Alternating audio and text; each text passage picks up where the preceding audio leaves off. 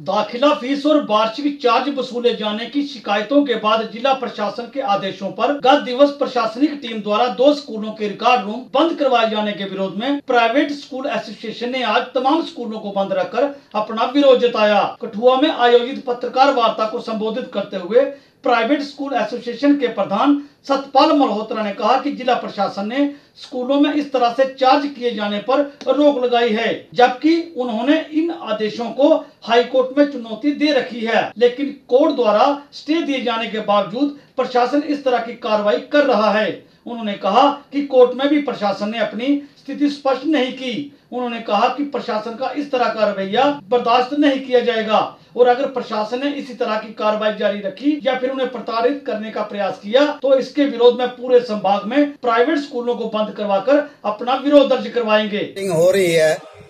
या आज कठुआ के जो प्राइवेट स्कूल्स है, चाहे वो सीबीएसई स्कूल्स है या JNK बोर्ड के साथ एफिलेटेड है, पहली बार एक साथ सभी पूरे डिस्ट्रिक्ट के बीच में प्राइवेट स्कूल्स बंद हैं, जिसका मुख्य कारण ये है कि अप्रैल के बीच में जब हमारा सेशन शुरू होता है तो हम जो नया बच्चा आता है उससे एडमिशन लेते हैं और जो हमारे पुराने बच्चे होते हैं गवर्नमेंट की तरफ से जो हमें 15 प्रकार के जो फंड्स की लिस्ट प्रोवाइड की गई है कि कौन कौन सा फंड हम ले सकते हैं, उसके हिसाब से अपने अपने इंफ्रास्ट्रक्चर के हिसाब से जितना उनका टोटल बनता है उस हिसाब से जो हम एनुअल चार्जेस लेते हैं, जिसमें हमारा रेड क्रॉस फंड आता है जिसके चेयरमैन हमारे DC साहब हैं, और गेम्स फंड आता है जिसका 50% हमारे पास रहता है, 50% डिपार्टमेंट के पास जाता है। हमने जब वो पेरेंट्स से मांगा तो कुछ पेरेंट्स ने DC साहब को ये कंप्लेन की कि ये दोबारा एडमिशन ले रहे हैं, जो कि दोबारा एडमिशन हम लोग नहीं लेते। तो उसी संदर्भ में DC साहब ने एक ऑर्डर निकाला कि आप री एडमिशन नहीं ले सकते और धारा 144 हम लोगों के ऊपर लगाई गई। उसके बाद हमारी DC साहब से जब मीटिंग हुई, इन्होंने कोई सोल्यूशन हमको नहीं बताया, तो हमने उसी ऑर्डर के ऊपर ऑनरेबल हाई कोर्ट के बीच में अपना स्टे ऑर्डर लिया और उसके बाद छुट्टियां बढ़ गई। अब छुट्टियों के बीच में ही इन्होंने एक ऑर्डर और निकाला, तो हमने दोबारा जो पहले वाला हमारा कोर्ट स्टे था already pending in the court था, कोर्ट में चल रहा था, तो हमने दोबारा उस ऑर्डर के ऊपर स्टे लिया और एक कंटेम्प्ट ऑफ कोर्ट भी DC साहब के खिलाफ लगाई, जिसका नोटिस जो है DC साहब के पास पहुंच चुका है।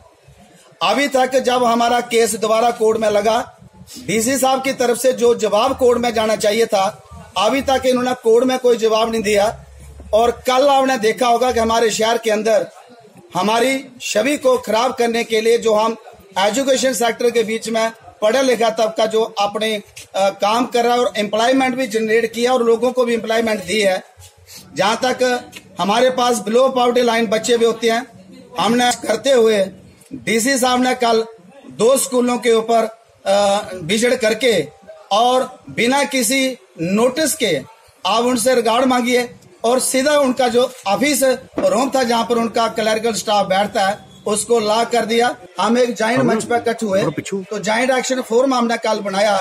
और पूरी डिस्कशन के बाद आज हमने इंडेफिनिट स्ट्राइक जो है उसको बंद करने की कॉल दी थी, जिसका आज बंद का असर भी आपने देखा कि तकरीबन स्कूल हमारे डिस्ट्रिक्ट में बंद है। मैं आपके इलेक्ट्रॉनिक और प्रिंट मीडिया से जिन स्कूलों ने हमें कोऑपरेट किया 100% के लिए पूछा कि ये स्ट्राइक कहां तक चलेगी। ये स्ट्राइक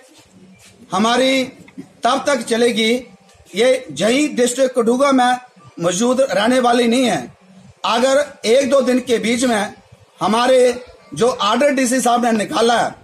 और जो कोर्ट के ऑर्डर की उल्लंघना की है, अगर इन्होंने अपने ऑर्डर को वापस नहीं लिया, एसोसिएशन और हमारे साथी जो कोऑर्डिनेशन कमेटी के प्रेसिडेंट जॉइंट एक्शन फोरम जो हमारे चेयरमैन साहब के साथ में है, हम ये निर्णय लिया और पूरी स्टेट जो जम्मू प्रोविंस है विद इन 2 डेज के अंदर और फ्राइडे तक या सैटरडे तक हमारा ये डिसीजन नहीं हुआ तो मंडे को पूरा जम्मू प्रोविंस बंद रहेगा। कठुआ से लाट इंडिया न्यूज ब्यूरो रिपोर्ट।